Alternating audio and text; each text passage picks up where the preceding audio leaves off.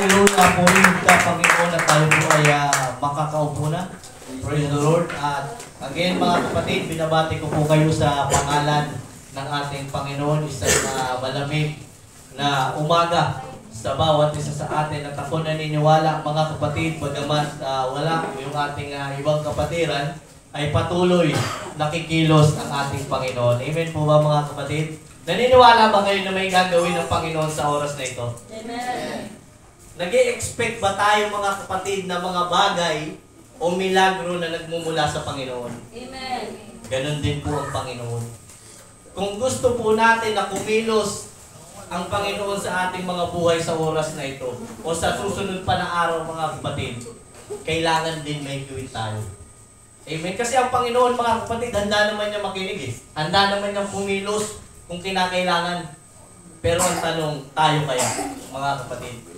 Gusto natin maramdaman ng Panginoon, tayo kaya nararamdaman ng Diyos sa tuwing nandito tayo.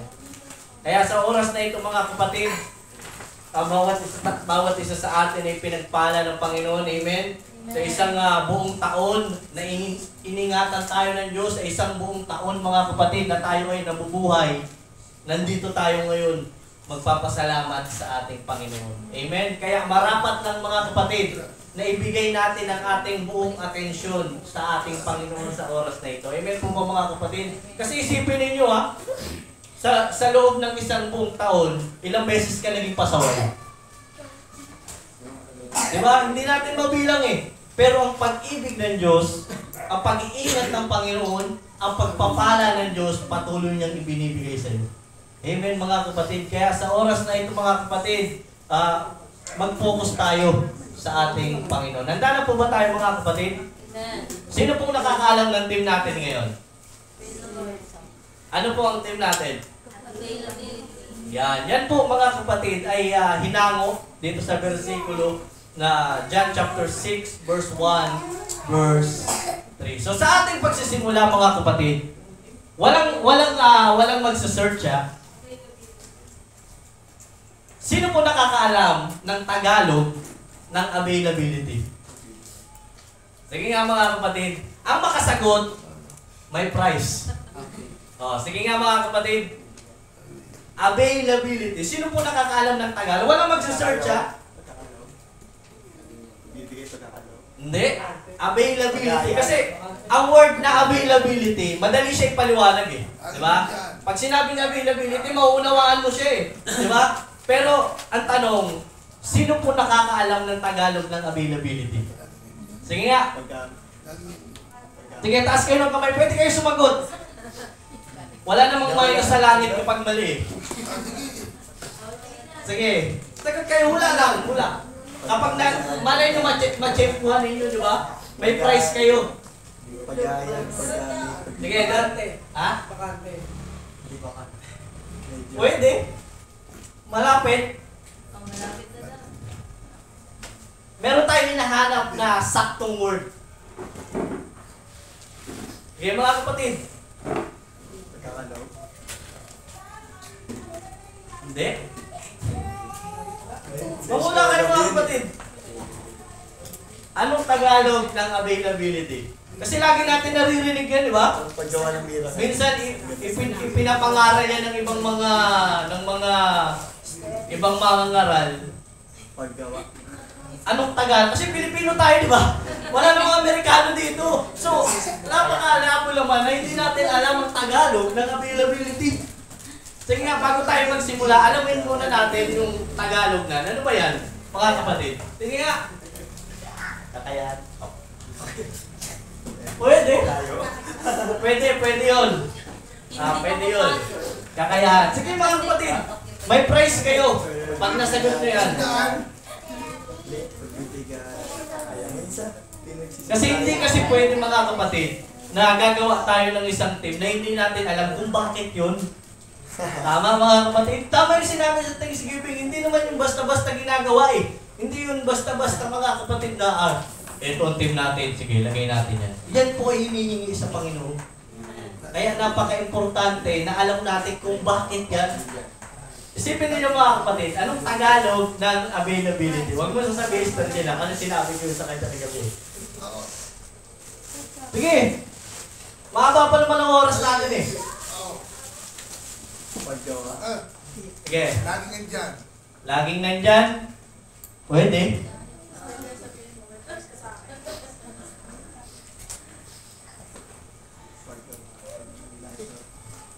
Wala. Nako, sayang naman yung iPhone. Ipon muna. Ano mga kapatid? Wala. Ang Tagalog po, gusto nyo na malaman? Okay, gusto pa sumubok. Ano? Sirit? Sirit. Gusto nyo malaman? Ang Tagalog po, mga kapatid, ng availability,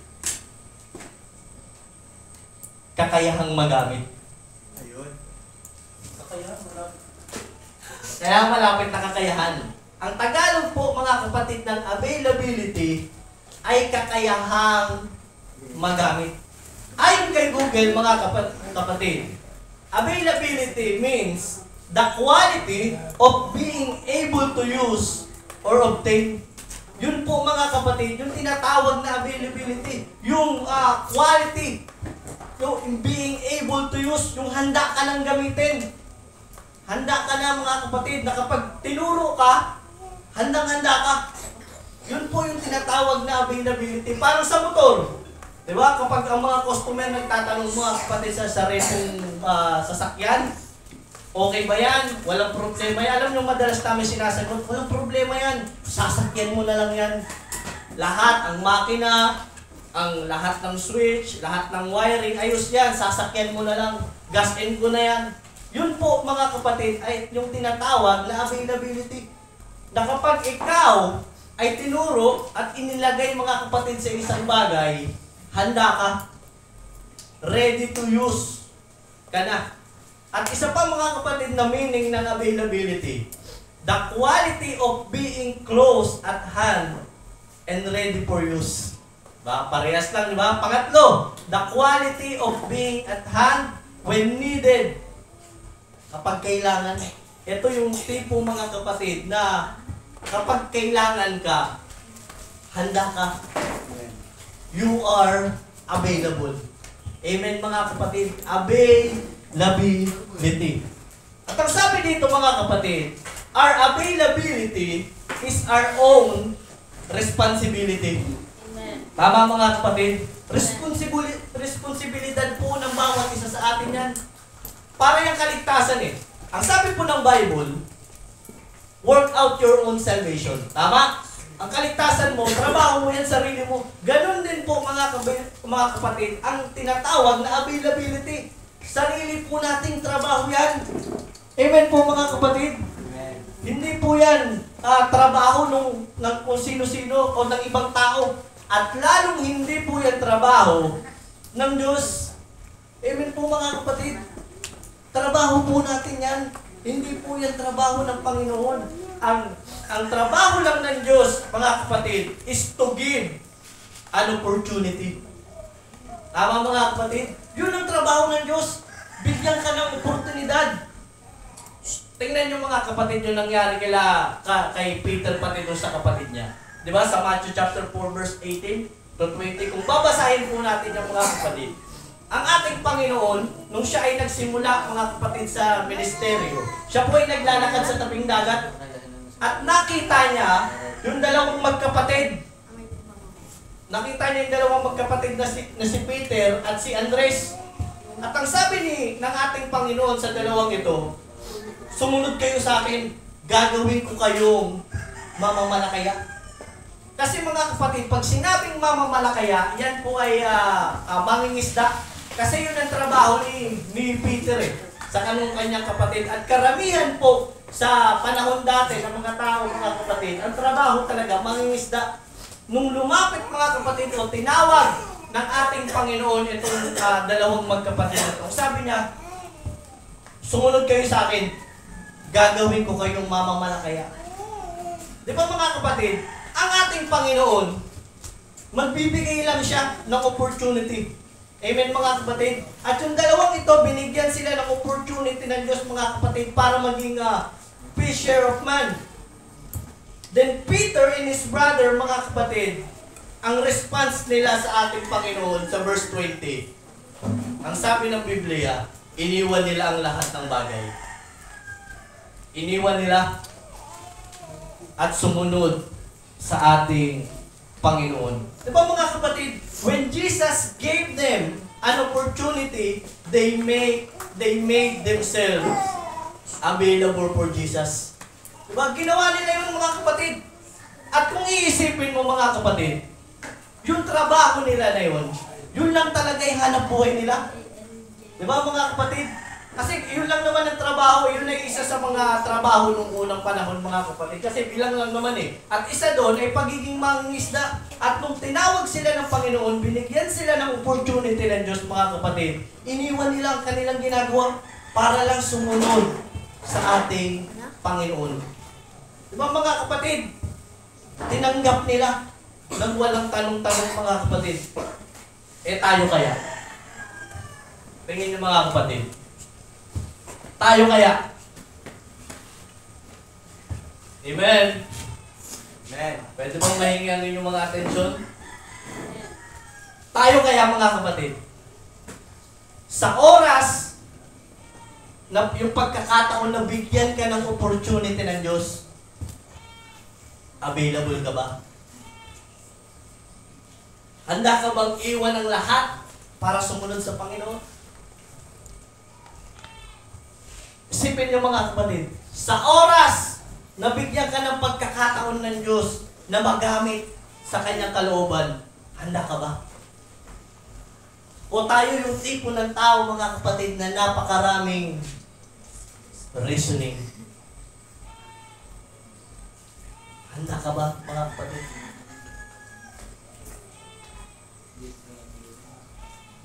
Mukhang masasama ng mga tingin nyo sa atin ha. Nagsisimula pa lang tayo mga kapatid ha. Wala pa tayo sa gitna. Nagsisimula pa lang tayo. Mukhang napapaisip na ang bawat isa sa atin. Kung babalikan ninyo mga kapatid, yung taon ng 2024, mga 12 months ang lumipas. Isipin nyo mga kapatid, yung pagkakataon na binigyan ka ng opportunity ng Diyos na para magamit, available ka ba? Isipin ninyo mga kapatid, tulad ng ginawa ng dalawang tao na to na magkapatid, available ba tayo mga kapatid?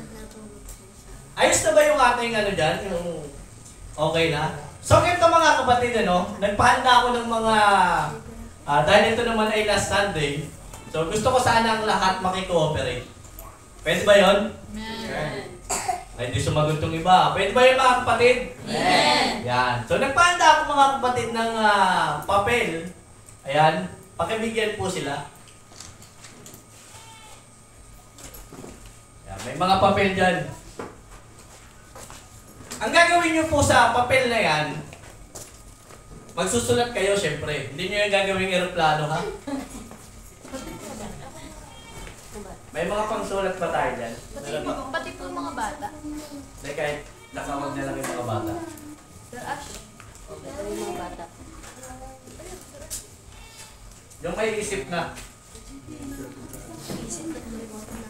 Ah, wala pa. Yeah, pwede pati ako, may pahingi rin ako. Para,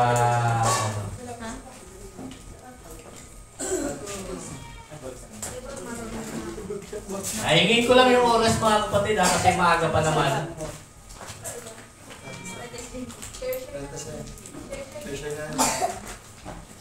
Dahil maganda taging isa siguro para mabilis tayo.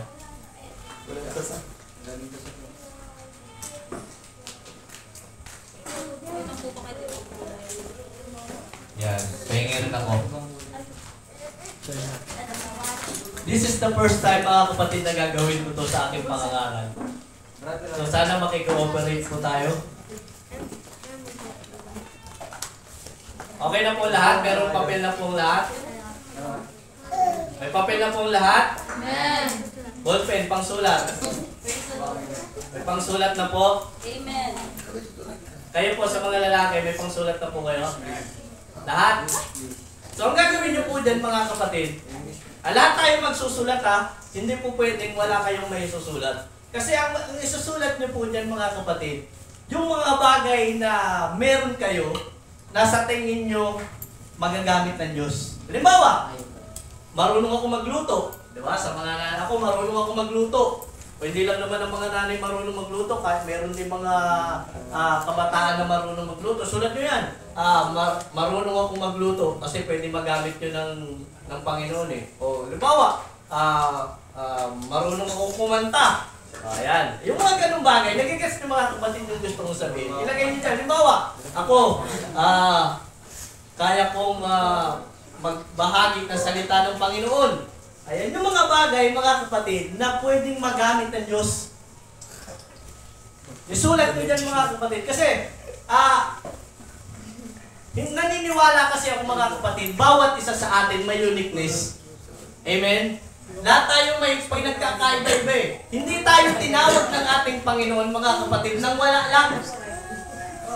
Nagigits yung mga kapatid yung gagawin natin? Amen. Ayan. So lahat tayo kasi may kakayanan eh. Marahil ako, may kaya ako na hindi nyo kaya. May kaya sila nanay na hindi ko kaya. Diba? Magaling sila magluto. Magaling ako tumikim. Diba? Marahil si Brother Ashley, meron siyang kaya na hindi ko kaya. O sila Brother Minyo, si Brother Ashley din. Parehas kasi nila ng pangalan eh. Di ba? Bawat isa sa atin, may kanya-kanyang kakayanan. Hindi ka naman tinawag ng Panginoon ng wala lang eh. Marahil merong nakita sa iyo ang Diyos na pwede niyang magamit sa kanyang kalooban. Sige mga kapatid, sulat na po kayo. Sige, sulat ninyo. Yung sa tingin ninyo ha. Halimbawa, gusto kong tumugtog, yung pwede yan mga kapatid pa, gusto mong tumugtog. Siyempre, dapat willing ka matuto. Isulat nyo dyan mga kapatid. Kaya ko mag-MC. O diba? Kaya ko mag-outreach. O kaya naman, meron naman sa atin, kayang maglinis. O diba? Magaling ka mag-map. Isang simento na gagawa mong salamin sa sobrang kintab. O, kapag-wawalis. Ganun mga kapatid. Huwag nyo i-generalize, mga kapatid, kasi baka ilagay nyo yan, bibigay ko ang buong buhay ko sa Panginoon. Maging specific tayo. Specific. Yan, mga kapatid. Sige, pati ako po magsusulat. Bawa, gusto mo palabatik ka, papasok ka sa usher. O, di ba? Mga ganun mga kapatid, pwede po yun. Basta lahat ng sa tingin nyo na makakatulong, na kaya nyong gawin, na gusto nyong gawin para sa ating Panginoon. Ano ba? Okay.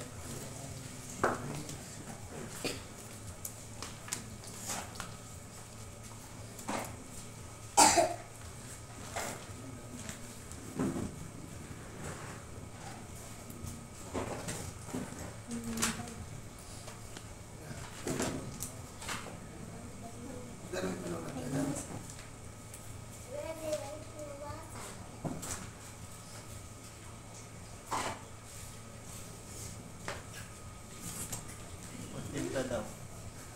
Praise the Lord. So malay nyo, iba sa atin, di ba? 10 yung talento niya. O, di ba? Sa atin, marami kasi tayo, mga talented tayo, di ba?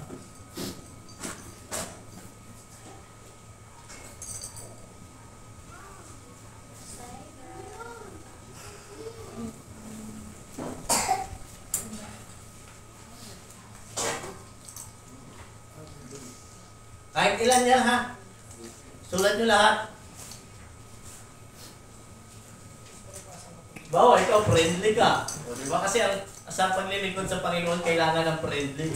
Diba? Kasi mag-outreach ka. Dadalhin mo yung tao, mga kapatid, sa gawain na approachable ka. O libawa, may kakayanan ka magbigay kasi may pera ka. O lagay mo dyan, marami akong pera. O diba? Meron akong bank account. Meron akong 100k sa GCash. O mga ganun bagay, mga kapatid. Ngayon makakatulong po o magagamit po ng ating Panginoon. Meron kang atomy. Basta tingin niyo mga kapatid na magagamit ng Diyos.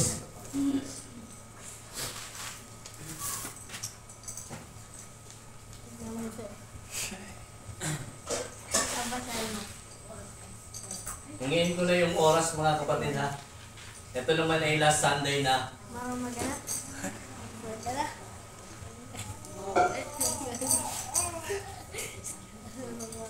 Huwag kayong mahihiya mga kapatid kasi kayo lang naman ang makakabasa ng ng Panginoon.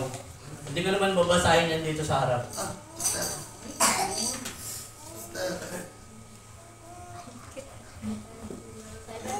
Magburaot.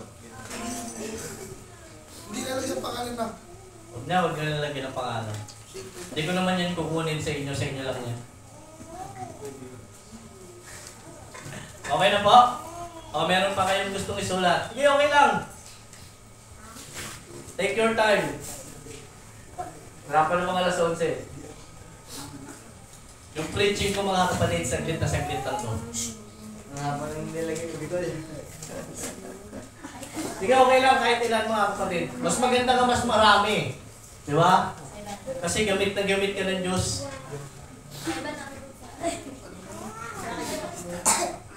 Diba, kaya mo mag-lead. O, diba, meron kang binigyan ka ng Panginoon ng kakakayanan mag-lead. O, di sulit mo dyan, wala namang problema mga kapatid. O kayong tipo ng tao na approachable ka. O, lagay mo rin dyan, kasi magagamit ka ng Diyos eh.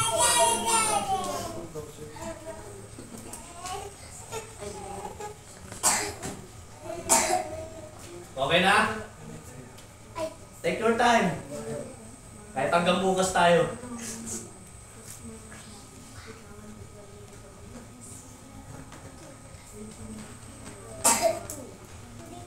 Okay na po? Sa mga lalaki, okay na?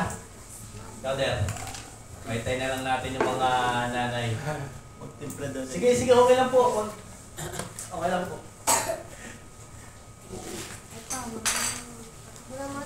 Mukhang marami na talagang experience ng ating mga kananayan. No? Daming kayang gawin.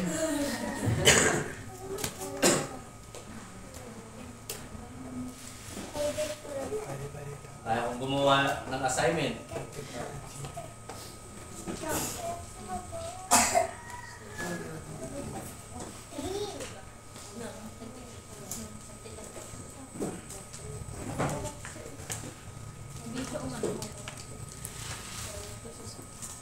Yes.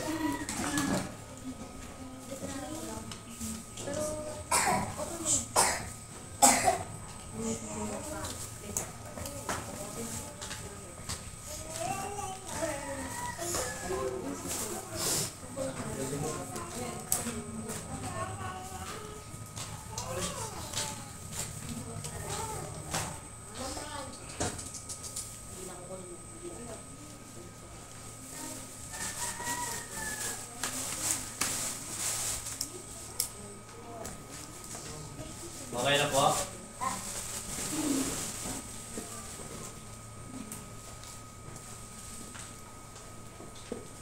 Okay na? Mukhang marami talaga sinusulat ng mga sister natin ah. Huwag kayo papatalo mga brother! Ayaw ang lalaki! Ayaw dapat mga kapatid. Yung mas maraming kayang gawin. Huwag kayo papanamang!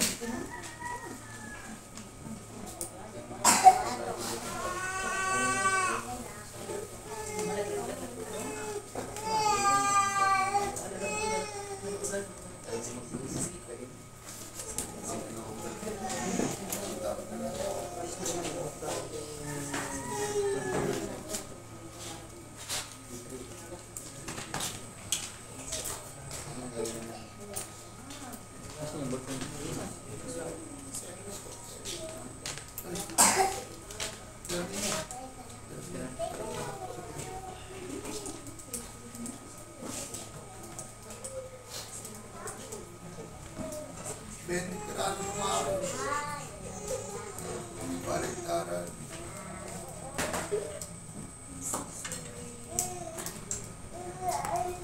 So sorry.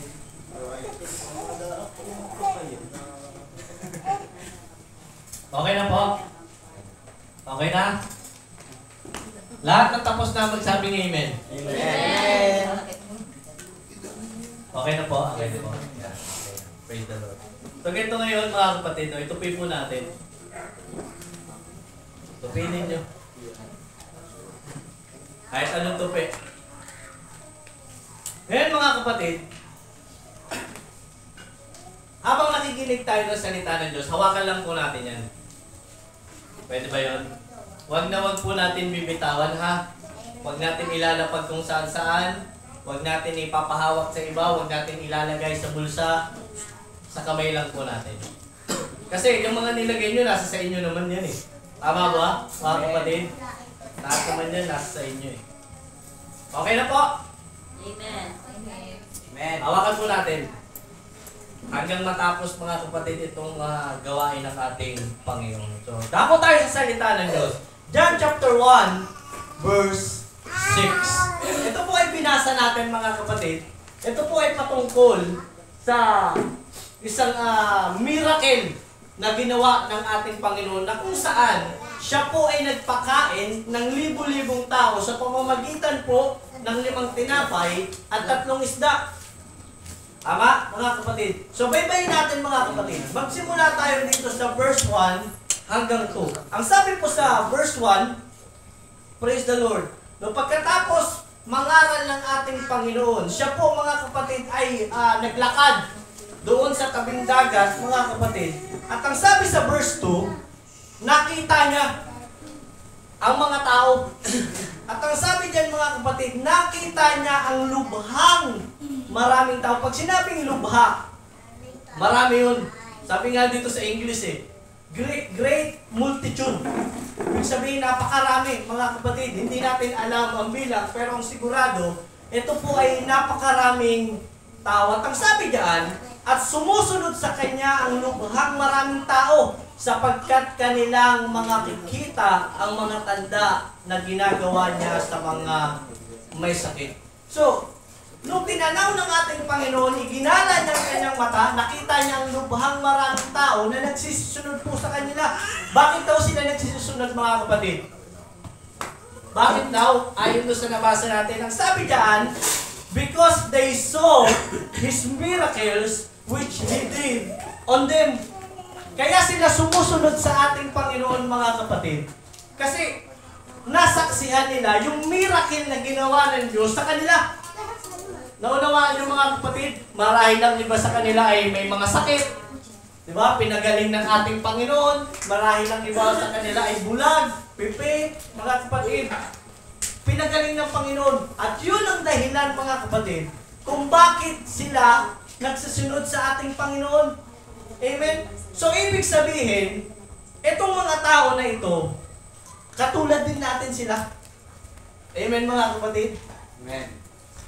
Katulad din natin sila mga kapatid, after na masaksihan natin mga kapatid yung milagro na ginawa ng ating Panginoon sa ating mga buhay, nagdesisyon tayo na sumunod sa ating Panginoon. Amen po mga kapatid. So, bawat isa sa atin, may kanya-kanyang dahilan tayo mga kapatid, bakit tayo tinawag ng Panginoon. At ang iba sa atin dito mga kapatid, ngayong 2024 ay tinawag ng Diyos. Diba mga kapatid? Lahat tayo nakaramdam, katulad din natin sila. Marahil yung iba sa atin mga kapatid, pinagaling ng ating Panginoon, kaya patuloy tayo naglilingkod sa Diyos. Diba? Nasaksihan mismo natin yung mga pagkakataon mga kapatid na dapat kwento ka na lang. Diba mga kapatid? Wala ka na dapat sa mundo. Pero dahil sa milagro ng ating Panginoon, nandito ka. At yun ang isa sa mga dahilan bakit tayo sumusunod sa ating Panginoon. Amen po mga kapatid. Amen. At ako naniniwala mga kapatid, etong mga tao na ito na nagsisunod sa ating Panginoon, meron ding ginagawa. Tama mga kapatid? Yung mga nagsisunod sa Diyos, marahil yung iba sa kanila, may mga trabaho, di ba? Meron silang mga pamilya, tulad ni Simon, di ba? Ni Peter at kanyang kapatid. Di ba? Nung oras na tinawag sila ng ating Panginoon, meron silang ginagawa, nagtatrabaho sila. Di ba mga kapatid, naghahanap buhay sila, pero nung tinawag sila ng Diyos, sumunod sila sa ating Panginoon. Ganun din mga kapatid, ang mga tao na ito, no, ginawa nilang available mga kapatid yung kanilang mga sarili para po sumunod sa ating Diyos. After nilang makita mga kapatid yung miracle ng Diyos, iniwan nila lahat ng bagay para lang sumunod sa ating Panginoon. Di ba napakagandang desisyon mga kapatid? Di ba? Isang pinakamaganda na bagay na ginawa nila o ng isang tao sumunod sa Panginoon? Amen po mga kapatid. Nasaksihan nila yung kayang gawin ng ating Panginoon. Eh ang tanong, tayo kaya? Mga kapatid, lahat tayo nakasaksi ng miracle ng Diyos. Amen? Kung paano ka binago ng Panginoon sa kabila, mga kapatid, ng mga kasalanan mo. Milagro dahil tinawag ka ng Diyos. Mga pagpapala na hindi mo inaasahan. Yun po ay miracle. Pero ang tanong mga kapatid, sa oras na ikaw ay gagamitin ng Panginoon, kaya mo kayang iwan ng lahat? Makasunod lang sa Diyos. Sa oras mga kapatid na ikaw ay tawagin ng Panginoon at gagamitin ka ng Panginoon, available ka kaya? Tingin nyo mga kapatid, available tayo mga kapatid. Alam nyo po kasi, isa sa mga dahilan kung bakit hindi makasunod ang tao sa Diyos, o isa sa mga dahilan mga kapatid kung bakit hindi po magamit-gamit ng tao o hindi magamit-gamit ng Diyos ang isang tao mga kapatid, meron kasi silang mga bagay na hindi pa po kaya nilang iwan. Hindi pa nila iniiwanan. Hindi nila mabitaw-bitawan mga kapatid. At yun ang nagiging dahilan kung bakit hindi sila magamit-gamit ng Panginoon. Yung kanilang mga bisyo, di ba? Yung kanilang mga pag-iinom, pagsusugan, o kung ano-ano pa mga kapatid. Kung ikaw man ay ng babae, naninigarilyo ka, di ba? Kung ano-ano pang mga kasalanan mga kapatid ang ginagawa mo, ang ginagawa natin. Yung mga bagay na yan mga kapatid, ang nagiging dahilan kung bakit tayo hindi magamit-gamit ng Panginoon. Anong sabi ng Biblia sa Isaiah chapter 59, di ba? Ang ating mga kasalanan at mga kasamaan kung kaya ayun ang dahilan mga kapatid kung bakit hindi tayo naririnig ng Diyos. Kasi ako naniniwala mga kapatid, may prayer ka sa Panginoon na sana gamitin mo din ako. Tama? Nananalangin tayo sa Panginoon na sana gamitin mo rin ako. Ng mga kapatid, hindi po yun nangyayari. Kasi may mga bagay tayo sa ating buhay na hindi po natin kayang iwanan. At hindi lang ito tumutukoy mga kapatid sa mga material na bagay ha. Kung ikaw man ay addict ka sa mga games, sa social media mga kapatid, kung ano-ano mga ginagawa mo, o kung may mga bisyo ka, hindi lang po yung tumutukoy sa bagay na yan. Kahit ang ating mga karakter at attitude, kasama po dyan. May mga ugali o mga karakter tayo mga kapatid na kailangan po nating bitawan. Na hindi kasi siya nagiging mabuti sa bawat isa sa atin. Na hindi natin binabago. Amen po mga kapatid.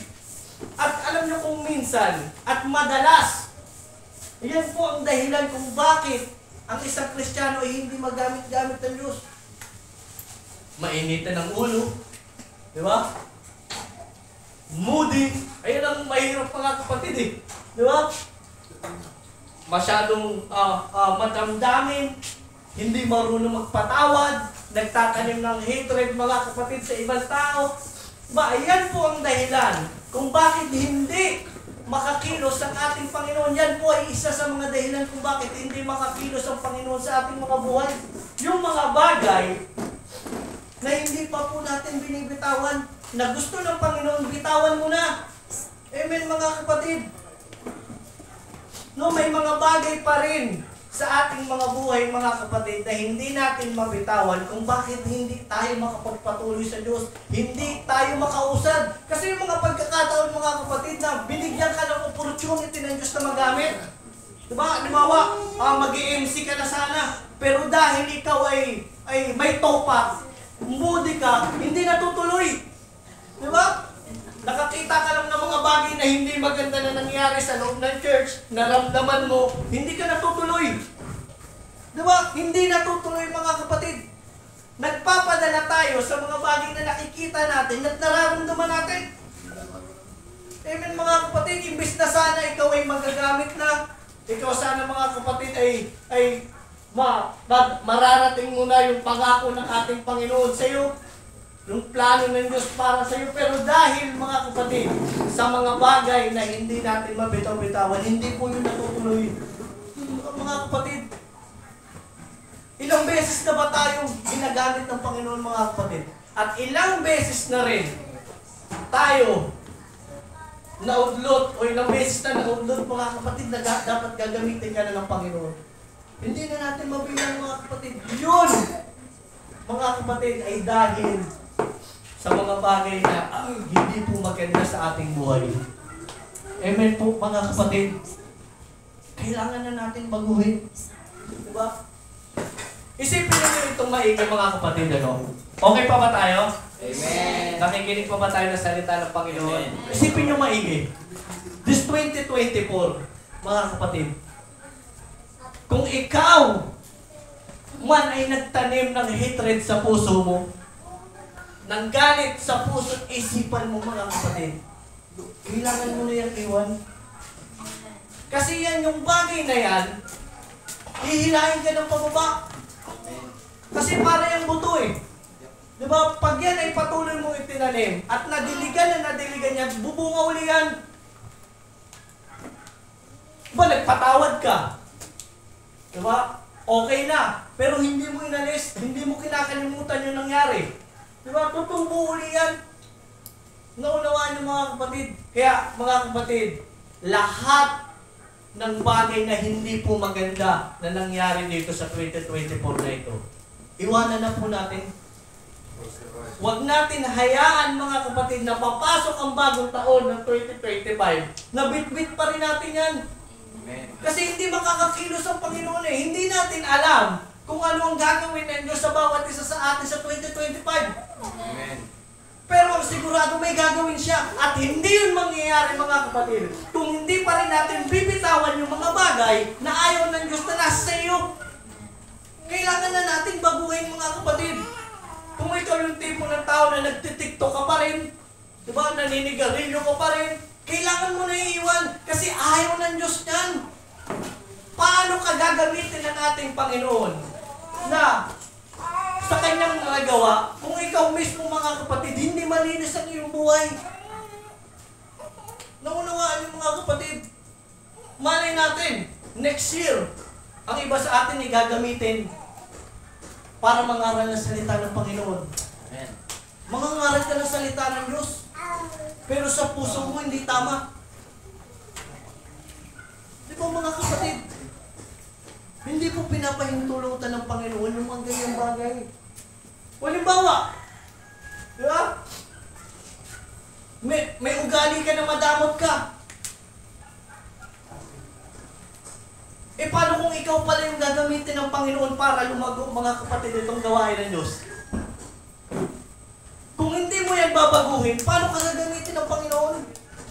Maunawaan yung mga kapatid, tulad ng mga tao na ito, na sumunod sa ating Panginoon, iniwan nila lahat. Sana ganun din tayo. Mga kapatid, huwag nating hahayaan na papasok ang panibagong taon na bit-bit pa rin natin yung mga hindi magagandang bagay sa ating mga puso na nagiging dahilan kung bakit hindi ka makausad, kung bakit hindi ka magamit-gamit ng Panginoon ng tuluyan. Kung magamit ka man, isang beses na sa isang buwan. Diba, meron ka naman talent, kaya mo naman. Diba? Kaya mo namang umawit, kaya mo naman tumugtog, kaya mo namang mangaral, kaya mong lahat ng bagay. Pero dahil, mga kapatid, merong mali sa ating puso at isipan, hindi yun nangyayari. Hindi ka ginagamit ng Panginoon. Kasi mga kapatid, hindi po yun makakabuti sa gawain ng Diyos. Naunawaan yung mga kapatid. Kaya sa umagang ito mga kapatid, sa gawain na ito, iwan na natin ang lahat. Ibigay na natin ang lahat sa Panginoon mga kapatid. Sabi nga ni Elsa eh, let it go. Let it go. Diba? Huwag mo na yung balikan. Ano sabi ng Biblia mga kapatid? Ang mga tao na nakiisa, mga kapatid, nakapag-isa sa ating Panginoon, bagong nilalang na, yung mga dati nakalipas na, huwag mo na yung balikan. Unawaan yung mga kapatid. Huwag na natin yung balikan. Kasi yung mga kaya nga, tinawag ka ng Panginoon eh, para baguhin ka. tanggalin ang mga bagay na hindi tama sa'yo. So kung ano man, mga kapatid, yung mga bagay na hindi maganda sa'yo, bitawan mo na. Amen po mga kapatid. Tanggalin na po natin. Ito na yung panahon na kailangan na natin magseryoso sa Diyos. Kailangan na natin magseryoso. Kasi hindi lingid sa ating kaalaman. Napakalapit na pong dumating ng Panginoon. Malapit na dumating sa Diyos. Hindi na ito yung panahon, mga kapatid, para magpabanying-banying pa sa paglilingkod. Hindi na ito yung panahon, mga kapatid, ng init-lamig. Kailangan magpaka-apoy tayo sa harapan ng Diyos. Paningasin natin yung apoy na meron tayo, mga kapatid. Ayusin natin yung ating mga buhay sa ating Panginoon. Amen po mga kapatid. Amen. Pwede pong palakpakan natin ang ating Panginoon. Okay po ba tayo? Amen. Amen. Hindi pa tayo pumapasok mga kapatid sa malalim. Dito lang tayo mga kapatid.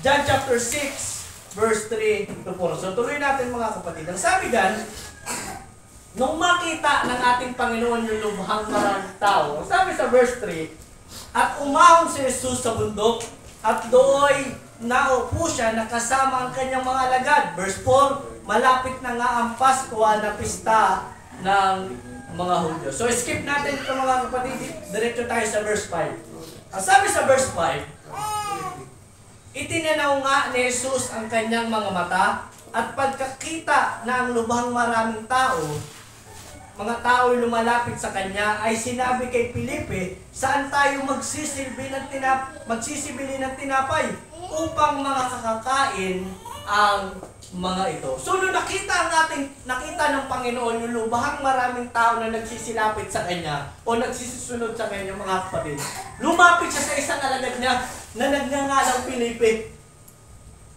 At siya po ay nagtanong, sabi ni Jesus, saan tayo makakabili para makakain itong mga bagay na ito? Isipin nyo alam ng bawat isa sa atin na ang ating Panginoon kaya nang gawin lahat ng bagay. Tama? Pero sa pagkakataon na ito, nagtanong siya.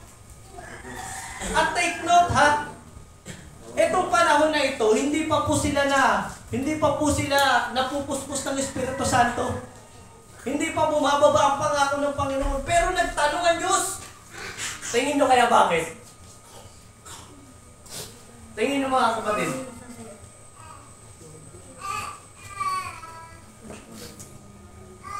Tingin nyo. Ituloy nyo lang. Verse 6. At ito'y sinabi niya upang siya'y subukin. Sapagkat nalalaman niya na sa kanyang sarili kung ano ang kanyang gagawin. Tingnan nyo mga kapatid, nagtanong siya kay Felipe para daw subukin. At dito natin makita, mga kapatid, na ang ating Panginoon, sinusubok niya ang kanyang mga alagad. At hindi po tayo exempted dito. Tayo ay alagad lang din ng ating Panginoon. At dumadating ang pagkakataon, mga kapatid, na tayo po ay sinusubok na ng Diyos. Diba? Sa ating mga pasyensya, ayan mga kapatid, diba? Ang isa sa mga problema ng tao ngayon, yung kanyang pasyensya. Ang bilis uminit ng ulo, diba? Ang bilis magalit. So minsan mga kapatid, sinusubok tayo ng Panginoon sa bagay na yan. Dadaling ka ng Panginoon sa isang sitwasyon na kung saan talagang mauubos yung pasyensya mo. Hindi para pahirapan ka, hindi para palayuin ka sa Panginoon, kundi para subukin ka. Kahit nga sa maliliit na bagay. Halimbawa, nakakita ka ng isang matanda na hindi makatawid sa kalsada. So mag-iisip ka ngayon, bilang isang lingkod ng Panginoon at ikaw ay nakakita sa Kanya, kailangan mo magdesisyon. Susubukin ka ngayon. Kung tutulungan mo ba siya o i-ignore mo. Diba mga kapatid? Sino nakaranas nan? Nakakita ka ng isang matanda na tatawid na hindi makatawid. Diba? Nakakita tayo mga kapatid. Susubukan tayo ng ating Panginoon. Na kung saan kailangan natin magdesisyon mga kapatid. Kung gagawa tayo sa kalooban ng Panginoon o hindi. Nanunubok mga kapatid ang ating Panginoon. Halimbawa, nakapulot ka ng wallet na may pera, nandun yung ID ng may-ari. Oh, mag-iisip ka ngayon. Sakto, kailangan mo ng pera, may sakit yung anak mo. Kailangan mo ng panggastos. Tingin niyo mga kapatid. Di ba? Karamihan sa mga tao, kukunin. Pero tayo mga kapatid, bilang isang Kristiyano, kailangan natin sundin yung kalooban ng Diyos. Ano bang kalooban ng Panginoon mga kapatid? Kailangan natin ibalik.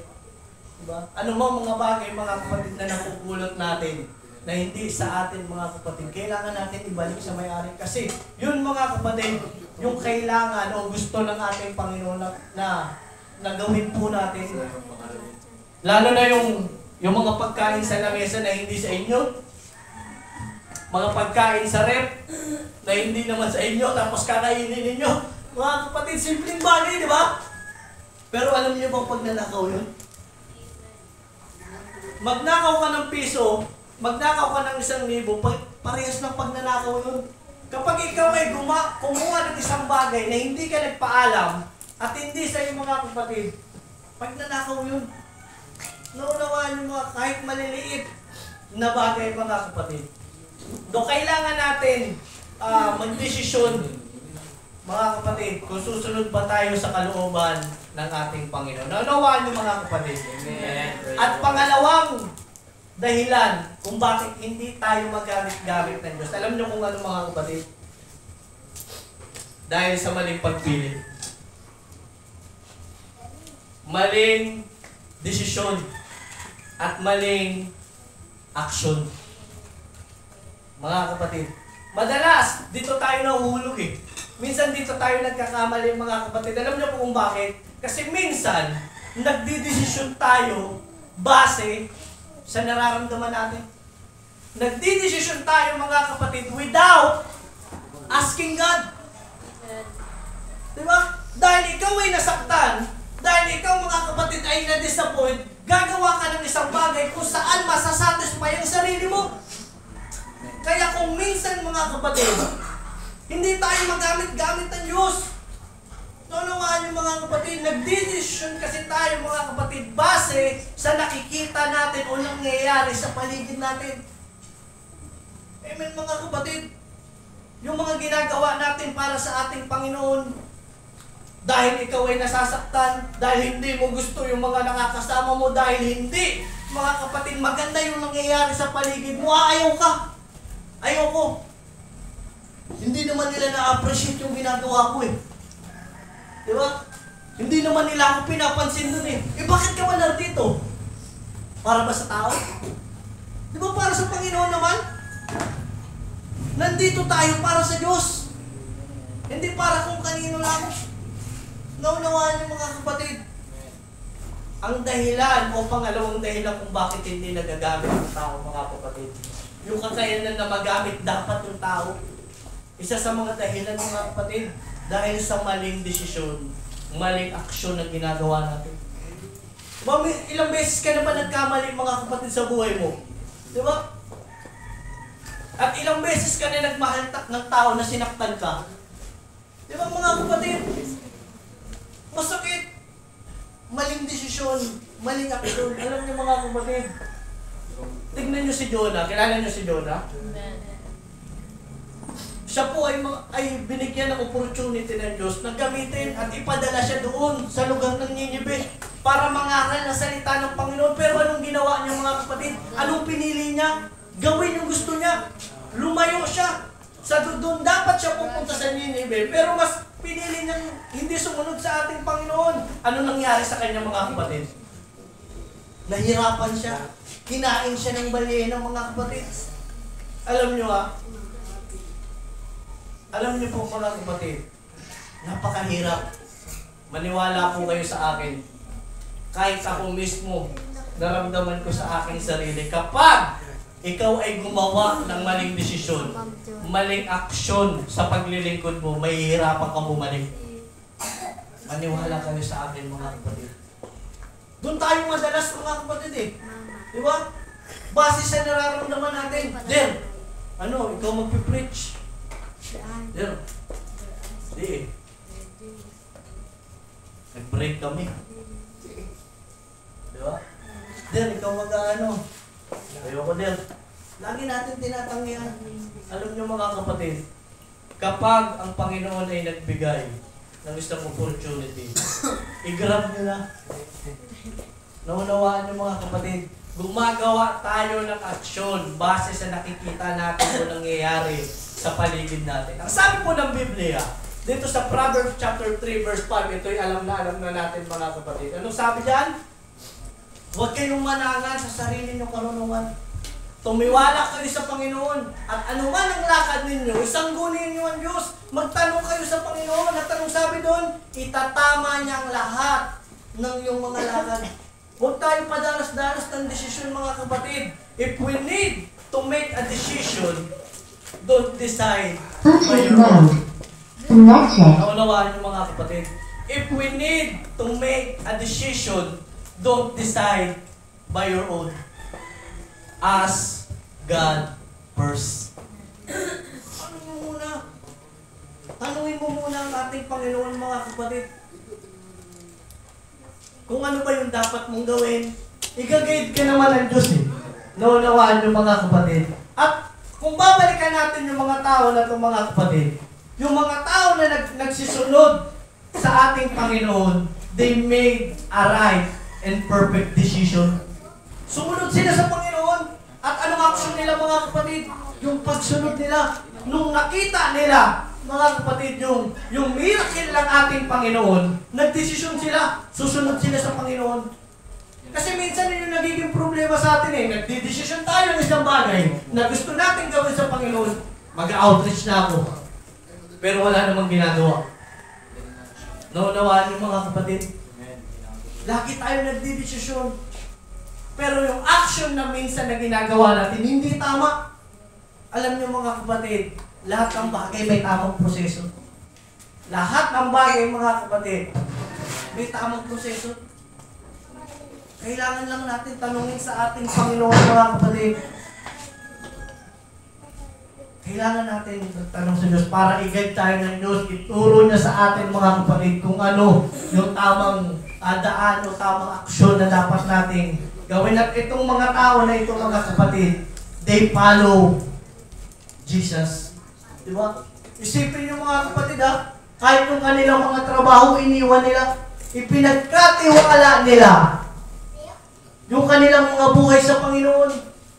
Iniwan nila yung hanap buhay nila, yung pinagkakakitaan nila mga kapatid, natangkilik nila sa kanilang buhay, iniwan nila, ipinagkatiwala nila ang kanilang mga buhay sa ating Panginoon. Ibinigay nila ang lahat at sumunod sa Diyos. Ang tanong, tayo kaya? Mga kapatid, nakakailang tanong na ba ako niyan? Tayo kaya mga kapatid, sa kabila na mga nakikita natin na hindi maganda sa paligid natin, o mga nararamdaman natin mga kapatid na hindi maganda, no minsan ka na-disappoint, nasaktan, traidor mga kapatid, handa ka pa rin bang sumunod sa ating Panginoon? Magtitiwala ka pa rin ba sa Diyos? Magpapagamit ka pa rin ba sa ating Panginoon? Tayo kaya mga kapatid, magiging katulad ba tayo ng mga tao na ito? Na iniwan nila ang lahat? Kasi ako naniniwala siyempre may mga mata naman sila. Ang Panginoon noon, hindi naman niya nakatayenso. Di ba? Ako naniniwala, minsan, marahil nakachinelas lang. Di ba? Hindi ganun kaganda ang kanyang damit. Di ba? At hindi ka makakita, mga kapatid, na hindi ka talaga pababayaan. Pero ginawa nila mga kapatid, hindi sila nagbase sa nakikita nila. Naglingkod sila sa Panginoon at nagtiwala sila sa ating Panginoon. Alam niyo mga kapatid, no? Magtiwala lang tayo sa Diyos. Napaka-basic na word, di ba? Pero alam niyo mga kapatid, yan ang nagiging problema natin kung minsan. Nawawala yung tiwala natin sa ating Panginoon. nawawala ang mga kapatid sa dami ng problema, mga mabibigat na pagsubok mga kapatid. Minsan natatakpan eh. Di ba? Natatakpan ng malaking problema yung mga miracle ng Diyos na ginawa sa inyo ng Panginoon. Huwag natin aalisin mga kapatid sa ating mga isip na magtiwala sa ating Panginoon. Amen po ba mga kapatid? Pwede po ba natin palakpakan ang ating Panginoon? Praise the Lord. Tuloy po tayo. John chapter 6 verse 7. Ayan. So sabi sa verse 6, verse 6, so lumapit siya sa kanyang alagad na si Felipe, nagtanong siya, ano ba dapat natin gawin? Tinanong niya yun para subukin si Felipe. Tama po mga kapatid, sapagkat alam naman ng Panginoon yung kanyang dapat gawin. Sa verse 7, sumagot na si Felipe. Sabi niya, sumagot si Felipe sa kanya, hindi magkakasya sa kanila ang 200 denaryong tinapay upang makakain ng kaunti ang bawat isa. Ito ang tanong mga kapatid. Tingin ninyo, tama ba o mali yung sagot ni Felipe? Tingin nyo mga kapatid, tama ba yun o mali? Tingin nyo lang. Pwede po kayo sumagot. Tingin nyo mga kapatid. Kasi tinanong siya ng Panginoon eh, susubukin siya. Saan tayo makakabili para makakain yung mga to? Yung mga tao na to. So ang sagot niya, hindi kasya sa kanila ang 200 denarong tinapay para makakain sila ng kakaunti. Tingin nyo mga kapatid, tama ba yun na mali?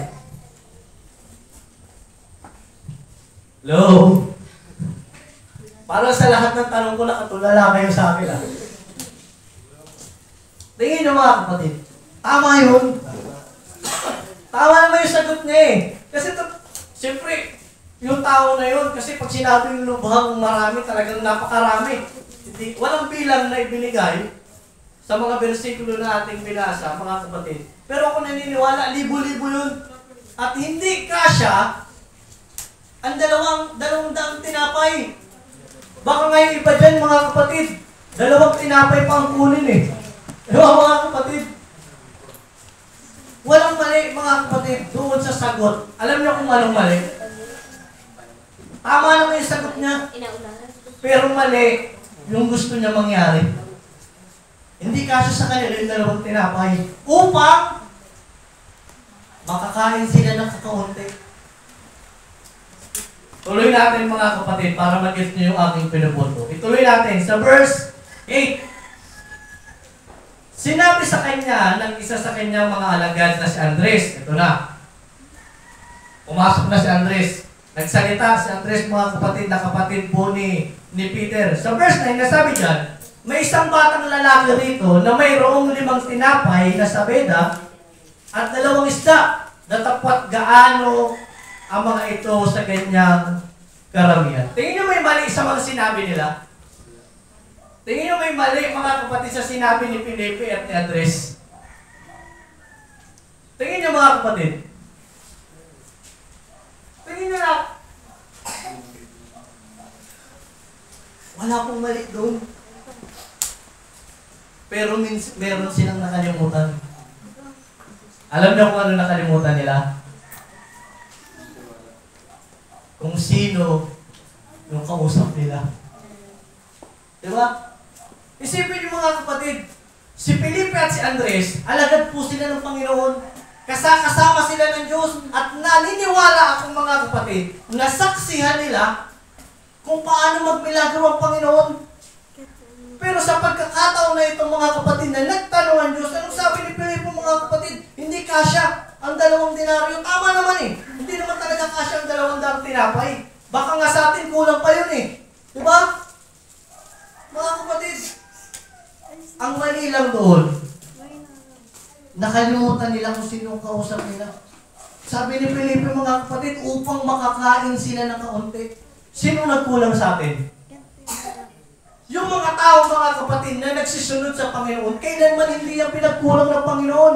Pinagpala sila ng Panginoon ng siksik, liklik at umaapaw. Tama mga kapatid.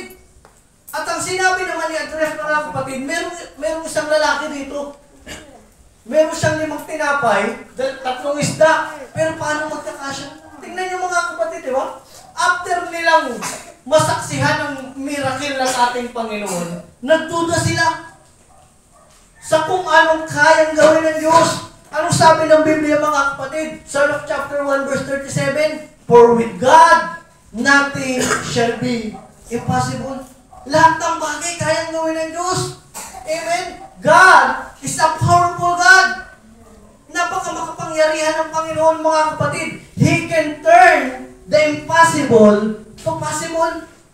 Amen? He can do everything. He can turn the water into wine. Kaya niyang hatiin mga kapatid ang dagat. Kaya niyang magpaulan. Kaya niyang magpaaraw mga kapatid. At kaya niyang ibuhos ang pagpapala sa bawat isa sa atin. At ako naniniwala, ramdam natin niya sa buhay natin. At walang dahilan para mag-doubt ka sa Diyos. Pagdudahan mo yung kakayanan ng ating Panginoon. Minsan nagiging katulad tayo nito eh. Di ba? After mo masaksihan yung pagpapala ng Panginoon, yung pagkilos ng Diyos, mga kapatid, sa buhay mo, nagdududa pa rin tayo sa Panginoon. At isa sa mga dahilan kung bakit hindi magamit-gamit, mga kapatid, ng isang tao ng Panginoon, dahil po sa doubt, nagdududa. Tama mga kapatid?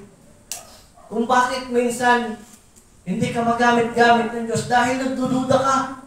Saan? Sa sarili mo. Minsan nagdadaw tayo. Di ba? Bibigyan ka ng opportunity na gamitin ka sa gawain.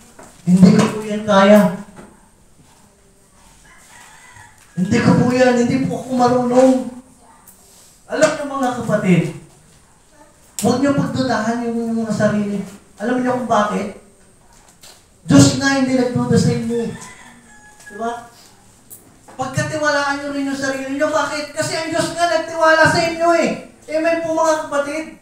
Huwag po natin sabihin na hindi natin kaya. Kung nga mga kapatid, minsan nakakarinig ako ng mga tao na tatanungin mo sila, gusto mo ba magpabaptize? Alam niyo madalas sagot, baka hindi ko magampanan eh.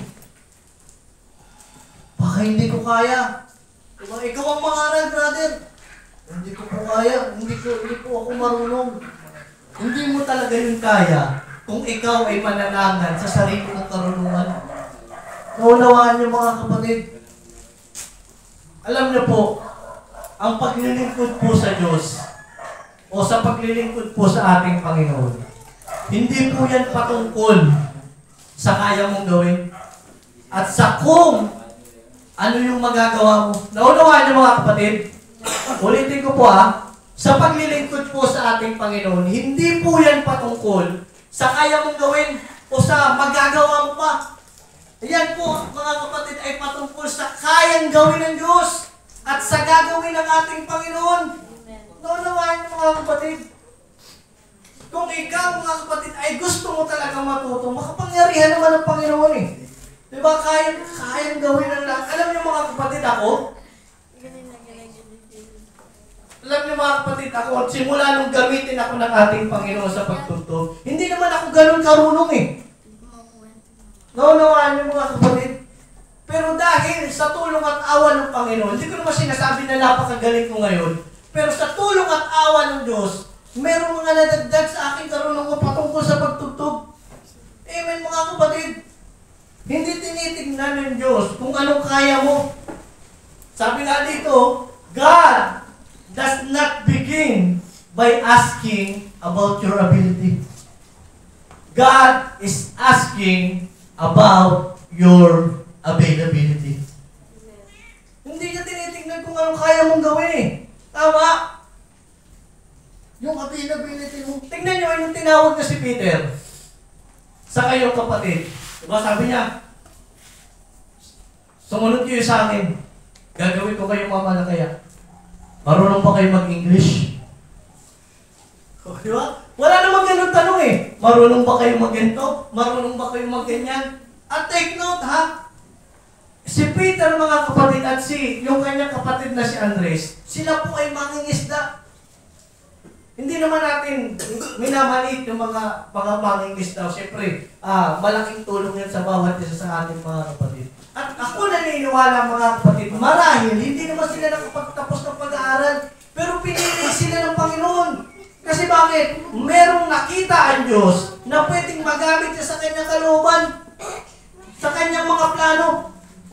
Amen po, mga kapatid. So, ang ating Panginoon, hindi niya po tinitingnan kung ano yung kaya mong gawin. Ang tanong dyan, ang tinitingnan ng Diyos, willing ka ba magpagamit? Gusto niyo bang magamit, mga kapatid, sa ating Panginoon? Kailangan willing. And make yourself available. Mga kapatid, kasi kahit anong gawin mo, kung ikaw'y maraming reasoning o hindi mo ginagawang available lang yung sarili, mga kapatid, baliwala rin ang talent mo. Buti pa yung mga tao, mga kapatid, na hindi naman sila ganun ka-talented, hindi sila ganun ka-skills, mga kapatid, pero willing sila magpagamit ng Diyos. Magugulat ka na lang, marunong na sila. Diba? Yung tao na akala mo paupo-upo lang, magugulat ka, nangangaral na ng salita ng Diyos, tumutugtog na. Diba, mga kapatid, kasi bakit? Ginawa kasi nilang available yung kanilang mga sarili sa harapan ng Panginoon. Nagbigay sila ng oras para matuto, mga kapatid. Naunawaan niyo, mga kapatid. No? Hindi tinitignan ng Diyos yung ability ng bawat isa sa atin, kundi, mga kapatid, yung ating availability. So, John chapter 6, verse 10. No? Tuloy po natin, mga kapatid. So, malapit na po tayong matapos. Hawak niyo pa po ba yung papel? Amen. Hawakan niyo lang, huwag niyo bibitawan, ha? John chapter 6, verse 10. Basahin po natin, mga kapatid. Sabi po dito, sinabi ni Jesus, inyong paupuin ang mga tao, madamo nga sa dakong iyon. Kaya't nagsiupo ang mga lalaki na may 5,000 ang bilang. So, nagkaroon na ng bilang. Ilan daw? 5,000. Pero, lalaki pa lang yun. Posible naman walang babae. Walang bata. Diba, mga kapatid? Ang sabi dyan, sinabi ni Jesus, inyong paupuin ang mga tao, madamo nga sa dakong iyon. Kaya't nagsiupo ang mga lalaki na may 5,000 ang bilang. Verse 11, kinuha nga ni Jesus ang mga tinapay at nang makapagpasalamat ay ipinamahagi niya sa kanilang nakakaupo at gayon din naman binigyan sila ng mga isda kung gaanong ibigin nila. Ang nangyari, mga kapatid, sa pamamagitan ng 5 tinapay na yon at isda na dala po, mga kapatid, ng bata, pagkatapos magpasalamat, mga kapatid, ng ating Panginoon doon sa pagkain na yun, alam niyo kung ano nangyari, mga kapatid? Ipinamahagi sa mga tao. Kung tayo ang mag-iisip, mga kapatid, at tayo ang titingin, hindi natin alam kung paano mangyayari na meron ka 5 tinapay, 3 isda, mga kapatid. Paano yung magkakasya? Pero dahil sa miracle ng ating Panginoon, mga kapatid, ang sabi diyan, ipinamahagi niya sa kanilang nakakaupo at gayon din naman binigyan sila ng mga isda kung gaano ibigin nila. Tignan niyo, mga kapatid, ha? Kung gaano ibigin nila. Ibig sabihin, kung ilan ang gusto nilang kunin, ganun po, mga kapatid, yung ginawa ng ating Panginoon. Kasabi diyan, at silang lahat ay nangabusog. Lahat sila, mga kapatid, ay nabusog. Alam niyo, mga kapatid, ang isang maliit na bagay na meron tayo, kapag binigay po natin yan sa ating Panginoon, kaya po yung palaki ng ating Diyos. Naunawaan niyo, mga kapatid. Ulitin ko po, ha. Kapag ang isang maliit na bagay, mga kapatid, na meron tayo, kapag yan ay binigay natin sa Panginoon, kaya yung palakihin ng Diyos. Kaya yung palabuin, mga kapatid, ng ating Panginoon. Ang kaunti ay kayang paramihin ng Panginoon. Ang mahina ay kayang palakasin ng Diyos. Tulad din na sabi ko kanina mga kapatid, sa aking pagigitara, hindi naman ako ganun talaga kagaling eh. Pero dahil ito'y ginagamit ko sa ating Panginoon, ibinigay ko ito sa Diyos mga kapatid, tinulungan ako ng Panginoon para palaguin. Kahit nga sa pangangaral, alam niyo ba, may bahagi ko lang, yung first time at kauna-unahan kong pangangaral na salita ng Panginoon. Alam niyo kung ano nangyari? Alam niyo kung ano nangyari mga kapatid? Wala pa ako sa kalahati, wala na akong nasabi. Nagsisimula pa lang ako introduction pa lang ako. Nakaganto ako sa kanila Totoo yan. Wala akong nasabi. Pero sa tulong at awa ng Panginoon mga kapatid, hinubog ako ng Diyos sa pamamagitan ng mga tao na inilagay niya sa paligid ko. Ganito mga kapatid, hindi ko naman sinasabi na napakagaling kong mga kapatid o tumugtog. Pero ang isang nasisigurado ko, tinulungan ako ng Diyos para makarating ako sa bagay na ito. Alam niyo mga kapatid, kahit ano pa yan, sabihin mo na hindi ka ganun kagaling mangaral na salita ng Panginoon at alam mo lang ipangaral ay Acts 2:38, isang verse lang mga kapatid. Pero kapag yan ay ginagamit mo mga kapatid para sa Panginoon at binigyan mo ng oras para ihubog ang iyong sarili mga kapatid sa tulong ng awa ng Panginoon, lalago yan. Unawaan niyo mga kapatid. Tingnan niyo yung limang tinapay na yun, yung isda na yun, hindi naman talaga kasya eh. Pero dahil ibinigay sa Panginoon, gumawa mga kapatid ng milagro ang Diyos, lahat nakakain. Di ba mga kapatid? Napaka-imposible para sa tao. Pero dahil mga kapatid ang Panginoon, ang kumilos, nangyayari. Amen po mga kapatid. Ang sabi kanina, God does not begin by asking about your ability. God is asking about your availability. And if we prove, pakinggan nyo ito mga kapatid, and if we prove our dependability, He will increase our capability. Ito mga kapatid, kapag yung bagay na meron po tayo, ibinigay natin sa Panginoon, ang naging pundasyon natin ay Diyos, mga kapatid, i-increase niya yan, tutulungan ka niya lumago. Amen mga kapatid, tutulungan ka ng Panginoon. Kung yan ay gagawin mo para sa kapurihan ng ating Panginoon, tutulungan ka ng Diyos para mapalawak mga kapatid ang iyong kaalaman. Amen po mga kapatid. Kaya wag tayo magdalawang isip mga kapatid magpadamit sa ating Diyos.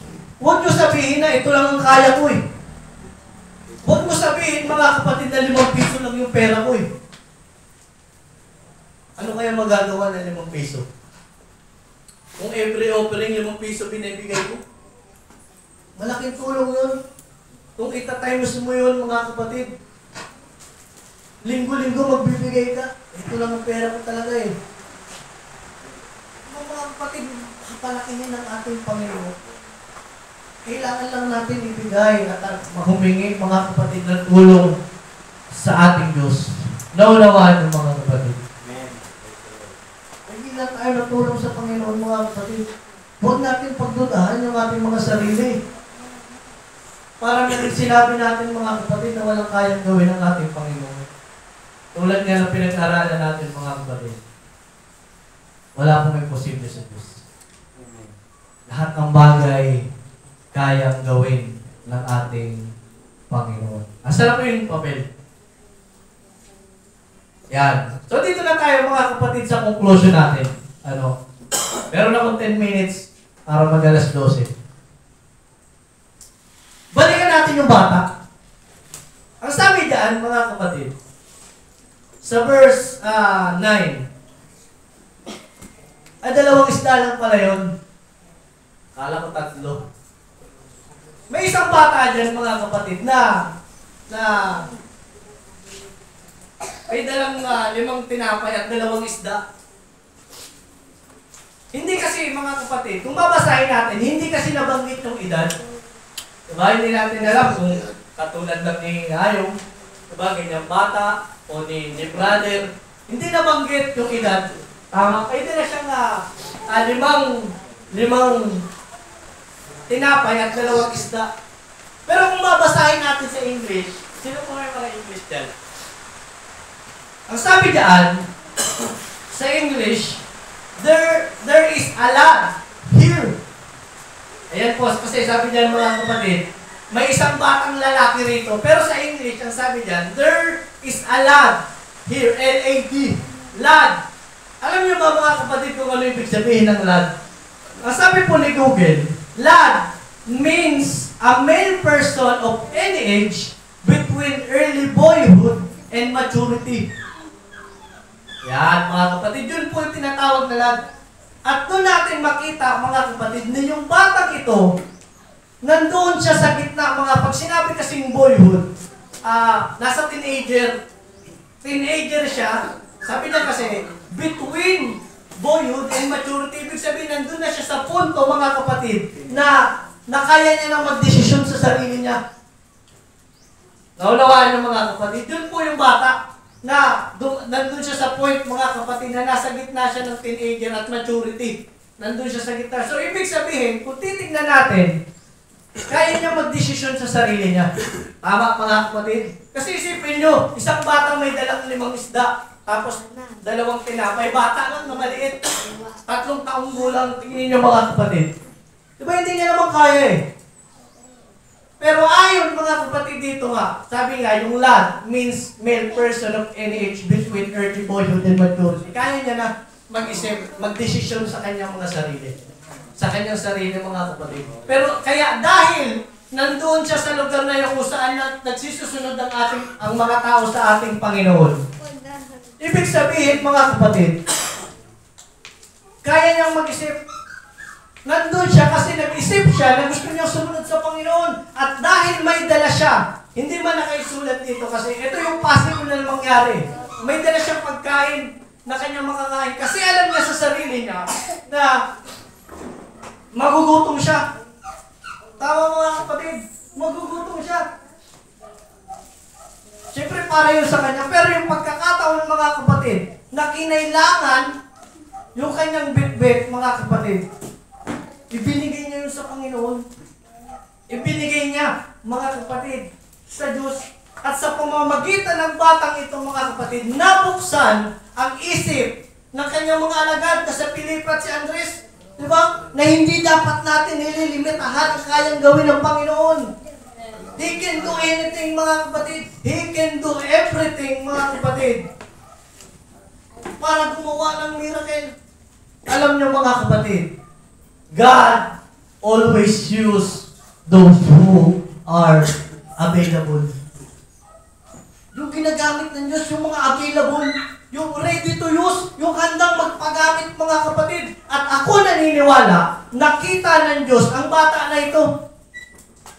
Kasi ang sabi, di ba, nagtanong lang siya kay Felipe para subukin. Pero sa sarili niya, alam niya kung anong dapat niyang gawin. Kaya doon natin makita mga kapatid, na alam ng Panginoon at nakita ng Diyos itong bata na ito. At siya po ay ginamit mga kapatid ng Diyos para gumawa ng miracle. Yun yung meron yung bata eh. Ibinigay niya sa Panginoon at nag-perform ng miracle at maraming tao, mga kapatid, ang nangabusog sa panahon na yan. Take note, nasa bundok po sinalan. At ang sabi, madamo. Walang pagkain. Diba, mga kapatid? Pero dahil sa isang bata na nagbigay, mga kapatid, lahat ng tao napakain. At hindi lang sila basta napakain, nabusog sila at meron pang natira. Alam niyo kung anong punto, mga kapatid? Asan yung papel?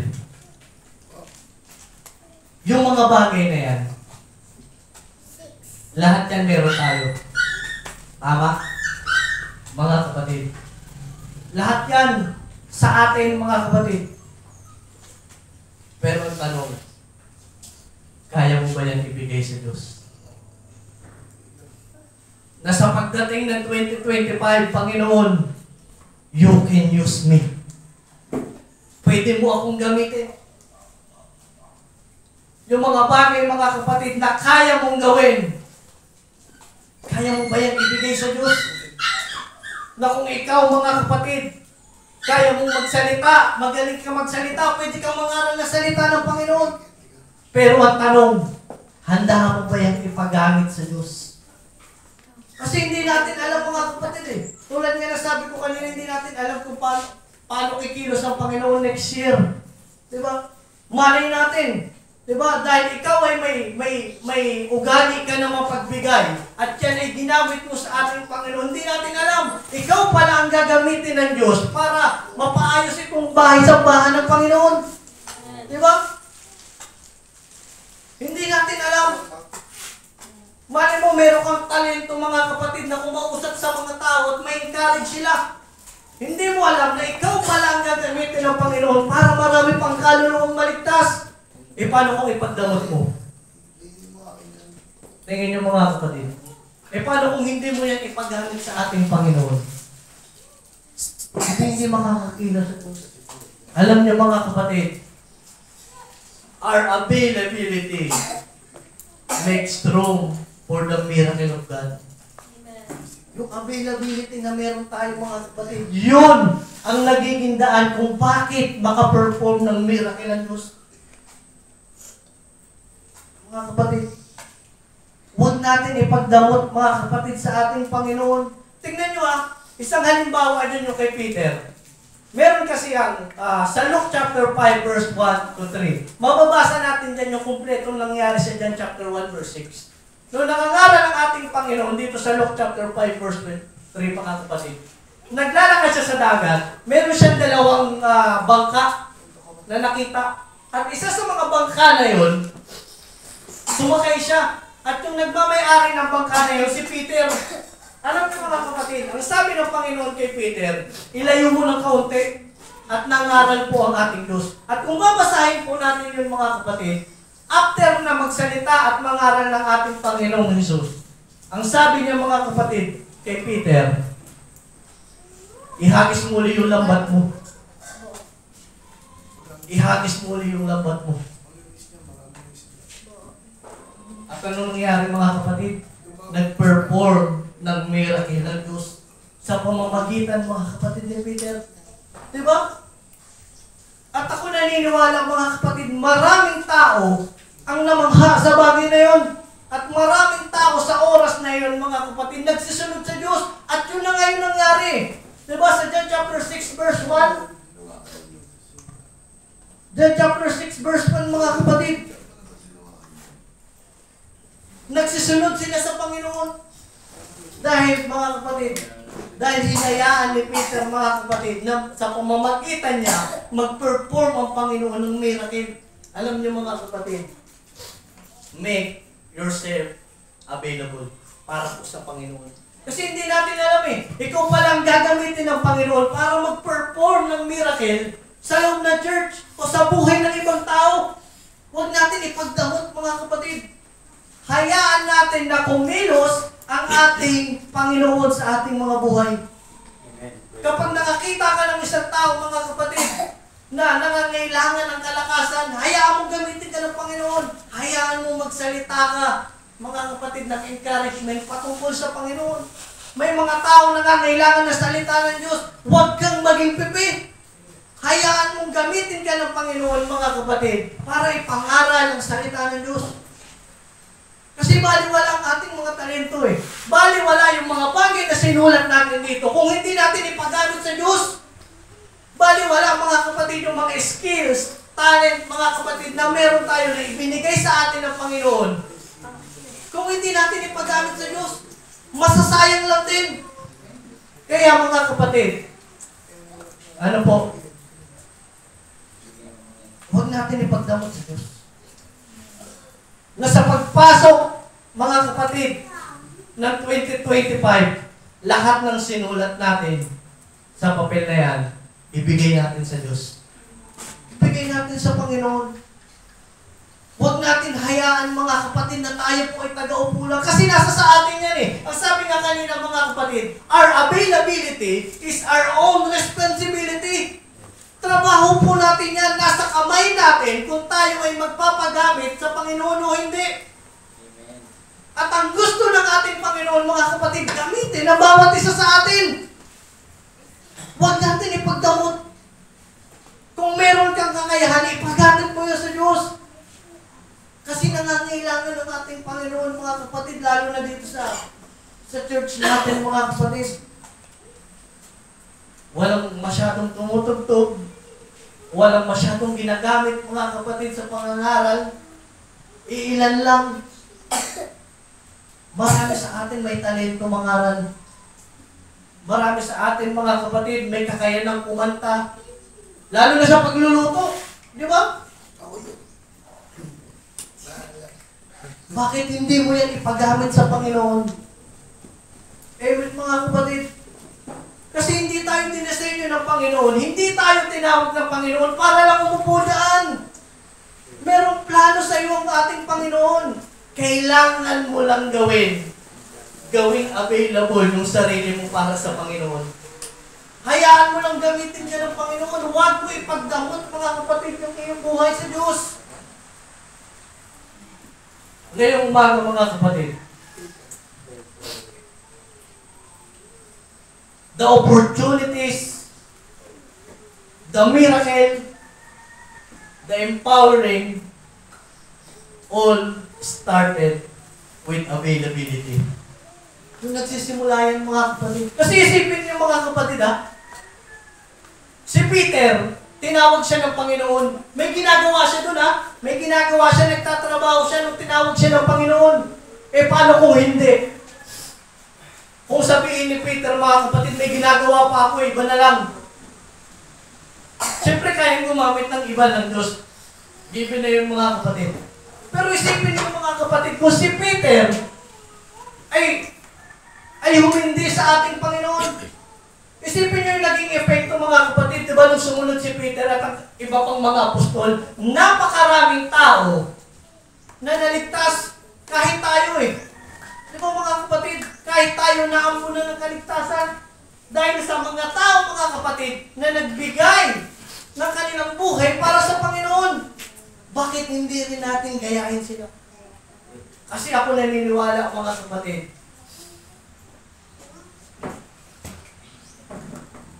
gagamitin ng bawat isa sa atin ng Panginoon to perform a miracle. Kaya kang gamitin ng Diyos.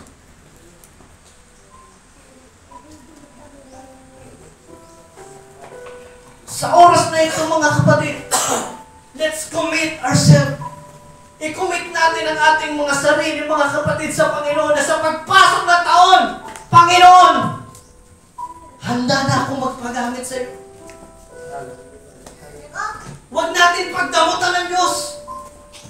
Binigyan ka niya ng talento, binigyan ka niya ng kakayanan, mga kapatid. Marapat lang na gamitin mo yan para sa ating Panginoon. Alam niyo, mga kapatid, bawat isa sa atin may talento. Hindi nagagamit kasi hinahayaan natin hindi magamit. Yung iba sa atin nagda-doubt, meron mga nag-iisip na meron naman yan meron namang mas magagaling Bakit hindi ka ba kayang bigyan ng karunungan ng Panginoon? Hindi ka ba kayang gawin ng Panginoon na kung ano yung kayang gawin nila? Kaya rin gawin ng Diyos yun. Kaya, mga kapatid, sa oras na ito, this is the last Sunday, mga kapatid. Tayo po'y tumayo.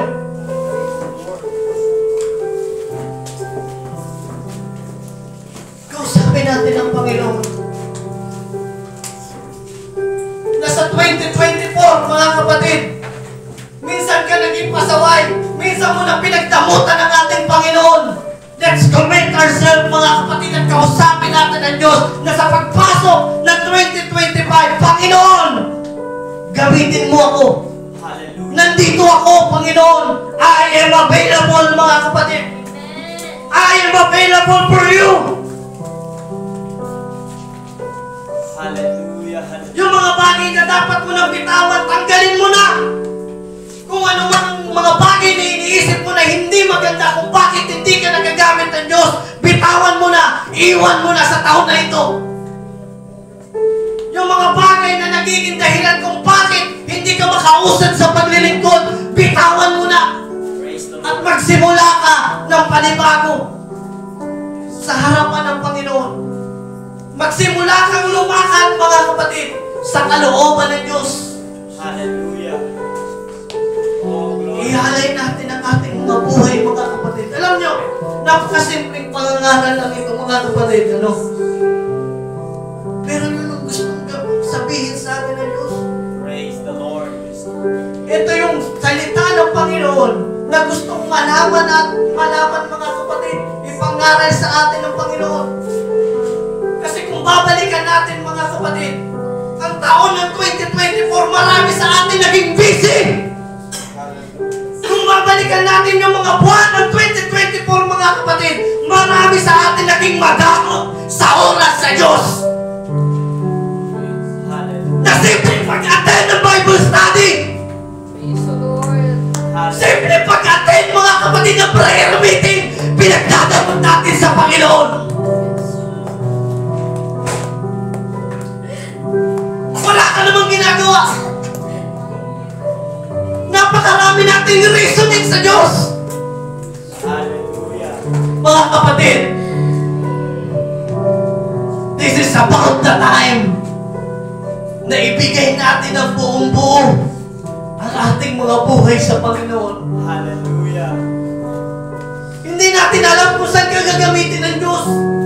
Hindi natin alam kung ano ang plano ng Panginoon sa bawat isa sa atin. Pero hindi yun mangyayari kung patuloy tayo magiging madamot sa ating Panginoon. Hallelujah. Maging katulad tayo ng isang bata na nagbigay ng kanya, na Hallelujah. dapat pagkain niya sa kanyang sarili, na dapat para lang sa kanya. Pero hinayaan niya na gamitin siya ng Panginoon para maraming tao ang makakain sa araw na yun. Praise the Lord. Maraming taong nakinabang, mga kapatid, dahil sa isang batang nagbigay. Maging katulad tayo nito, mga kapatid. Oh, glory to God. Hindi natin alam Hallelujah. kung Hallelujah. paano at ano ang gagawin ng Diyos. Praise the Lord. Praise At mangyayari lang yun. The opportunity, the miracle, the empowering, all started Hallelujah. with the availability, mga kapatid. Nagsisimula yan sa'yo. Kaya sa oras na ito, mga kapatid, kausapin natin ang ating Panginoon. Kung ikaw man minsan naging madamot, mga kapatid, sa Diyos, humingi ka ng tawad sa Panginoon. Humingi ka ng tawad sa Panginoon. Hindi pa huli ang lahat, mga kapatid. Alam ko, marami tayong pinagkakabisihan. Alam ko, bawat isa sa atin, maraming ginagawa. Pero wag natin hahayaan, mga kapatid, na ang ating mga buhay ay mga magugol sa mga bagay, mga kapatid, Praise the Lord. na hindi makatulong sa kaligtasan mo. Oh God. This is the last Sunday, mga kapatid. Walang hindi magpupuri sa Diyos. Hallelujah. This is the last Sunday, mga kapatid, na kung saan pupurihin natin ang ating Panginoon. Oh God. Hallelujah. Huwag natin sayangin, mga kapatid. Dahil ako naniniwala na mayroong gagawin ng Diyos. Praise the Lord. At hindi yun mangyayari kung hindi natin nahayaan, mga kapatid, na kumilos ang ating Panginoon. Kausapin natin ang Diyos. Hallelujah.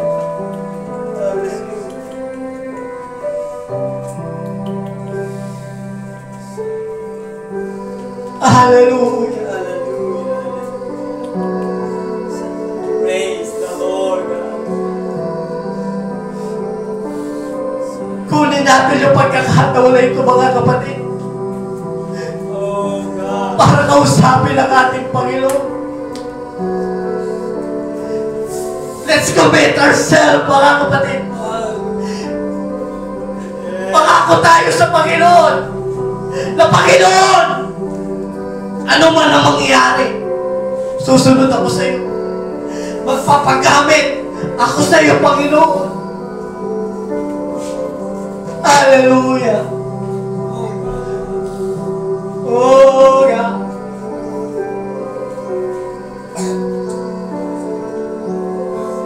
Praise the Lord. Oh, hallelujah.